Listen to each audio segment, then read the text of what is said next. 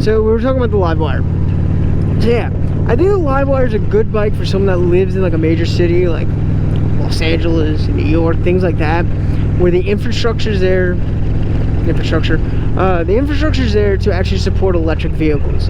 Now, I live in the middle of the country. I live in Oklahoma, which is an oil kind of city.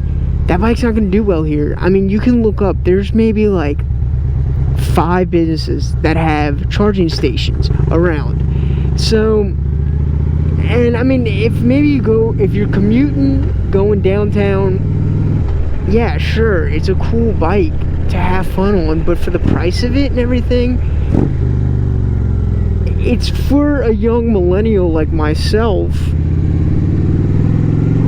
to have like electricity, but it's 30 grand. Now don't get me wrong, Harley Financial, if anybody wants to get on a Harley Davidson, literally Harley Financial can help you out. I mean, and it also depends on the dealership.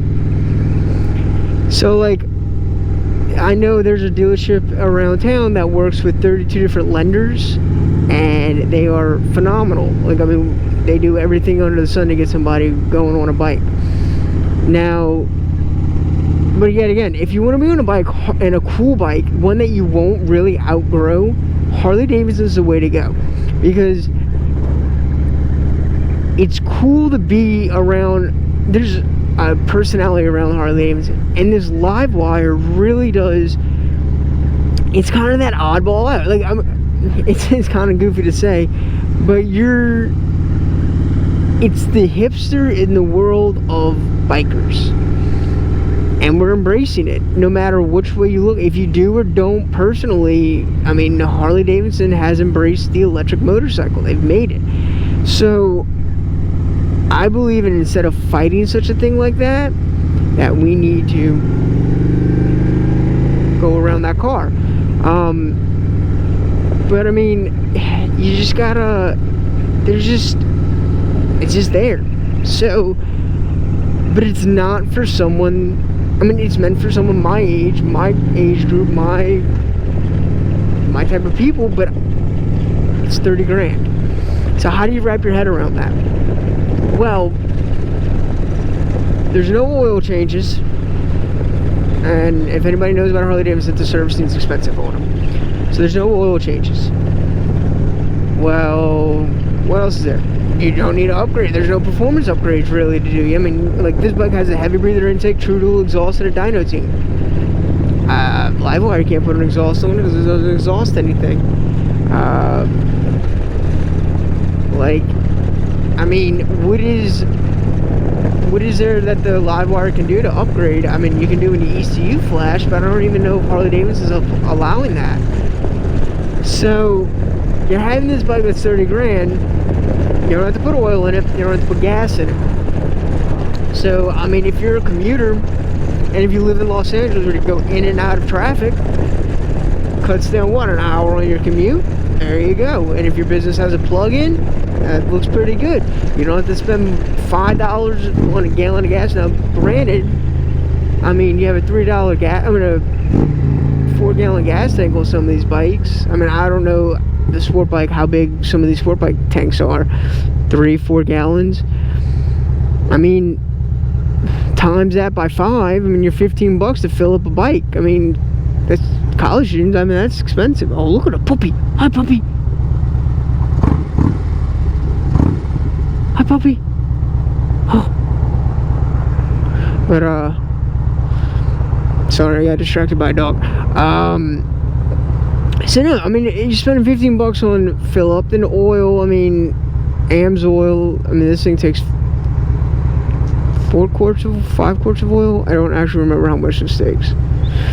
But I mean, you're looking at $10 a pop, so that's $40 for that. Then you got to do gaskets for an oil change. I mean, if you go get this, if you just go get an oil change, an engine oil change, not the 3-hole change, just the engine oil change on this bike specifically, it's $250.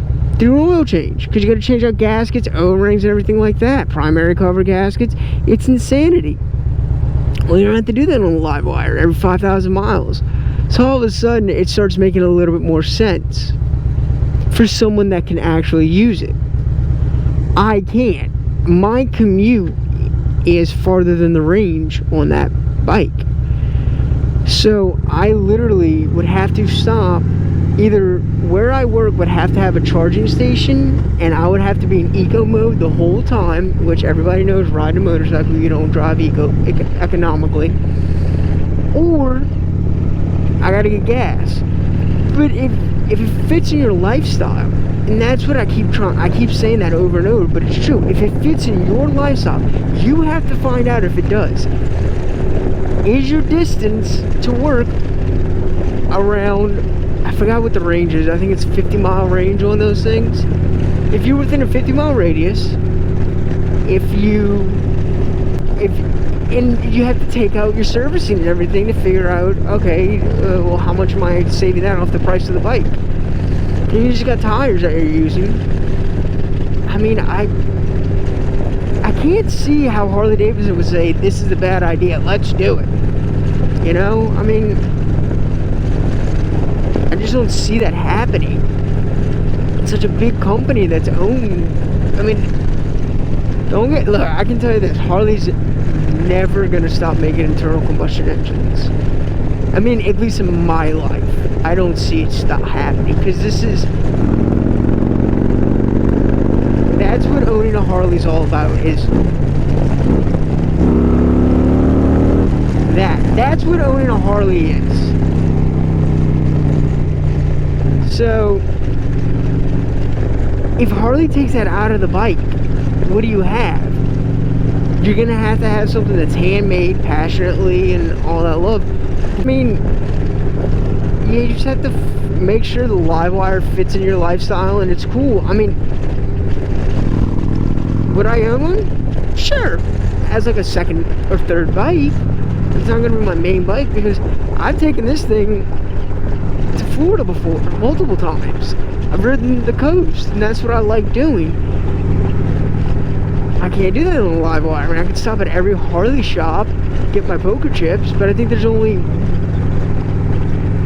3 between where I used to live and Florida. That's 250 miles. That's 150 miles that are right there, but I mean, there's no way it can work. So, that was a cop station right there that I just did that in front of. But I mean, what are we looking at as in the future? Is electric bikes? Sure, I mean, we've got companies like Zero that are $20,000. But if you look at the technology in the Harley compared to the Zero, the Harley has a lot more in it. Damn, that car got jacked up. Holy crap. It's a broski.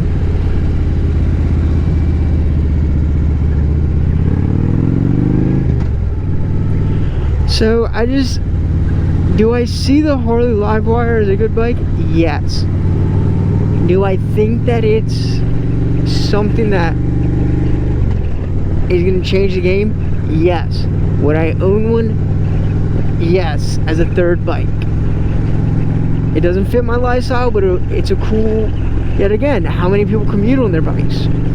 So if you're not a commuter and you do short little rides and you want to have something that just goes, I mean, that's literally the bike for you. What can I say? Fuck off, dude. I can't handle this. Speed limit's 55. Shut lane split. Shut lane split. Honestly, no. Not really lane splitting, just accelerating. But I mean, yeah, so the Livewire has to fit your lifestyle. Jesus, it's bumping. It has to fit your lifestyle. It has to fit the way that you want it to. I mean, do you feel comfortable on it? Do you want it?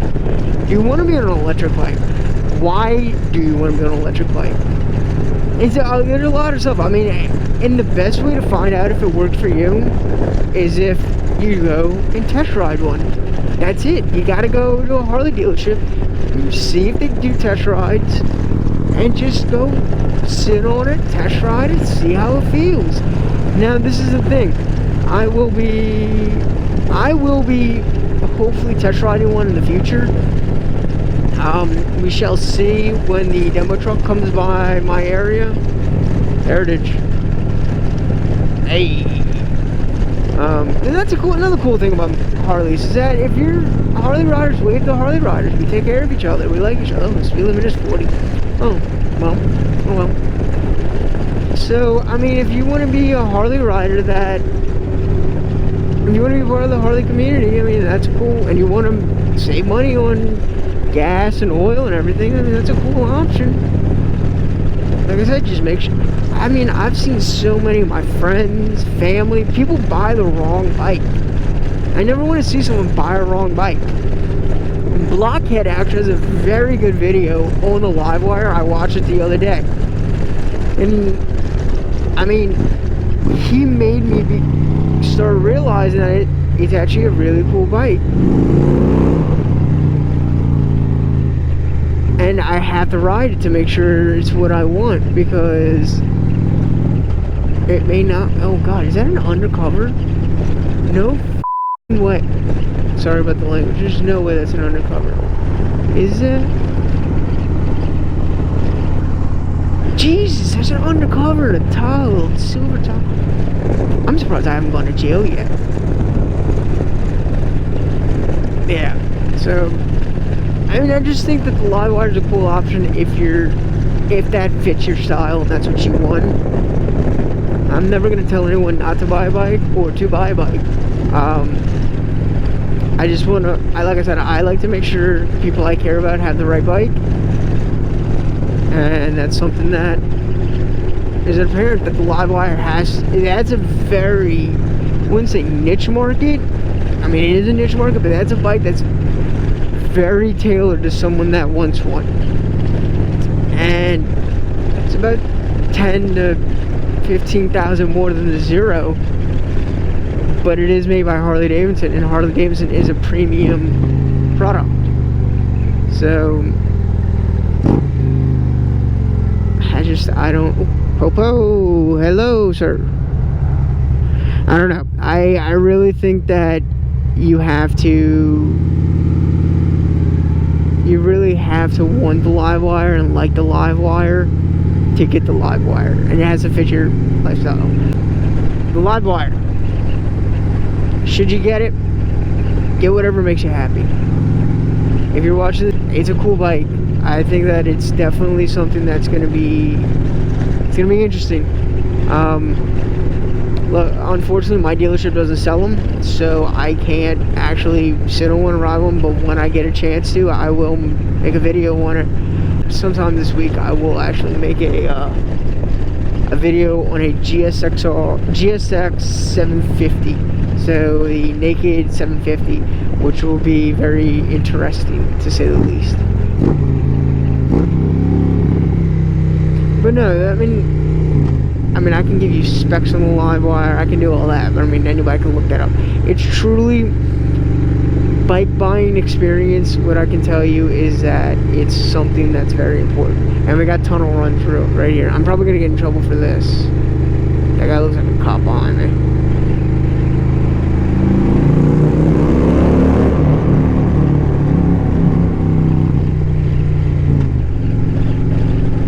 So yeah, that's my video.